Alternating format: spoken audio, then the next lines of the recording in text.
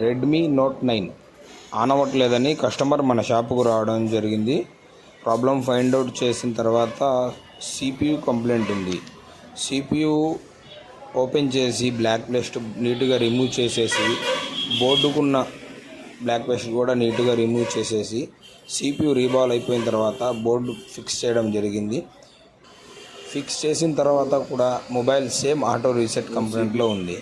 మరలా మనం UFS reball చేసి క్లీన్ చేసి రీబాల్ అయిపోయిన తర్వాత బోర్డు మీద రీఫిక్స్ చేస్తే మొబైల్ అనేది ప్రాపర్గా వర్క్ అవుతుంది.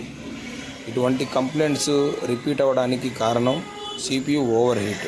UFS CPU ఓవర్ హీట్ వల్ల ఇటువంటి కంప్లైంట్స్ రిపీట్ అవుతూ ఉంటాయి. మనం CPU UFS రీబాల్ చేసిన తర్వాత మొబైల్ అనేది ప్రాపర్గా ఆన్ అవుతుంది. ఇటువంటి కంప్లైంట్స్ మీ దగ్గర ఏమైనా ఉంటే స్క్రీన్పై ఉన్న నెంబర్కి కాంటాక్ట్ చేయండి. మా అడ్రస్ వచ్చేసి model cell point, MR office line, మార్చల్లా. Please like and share, subscribe to my channel model cell point.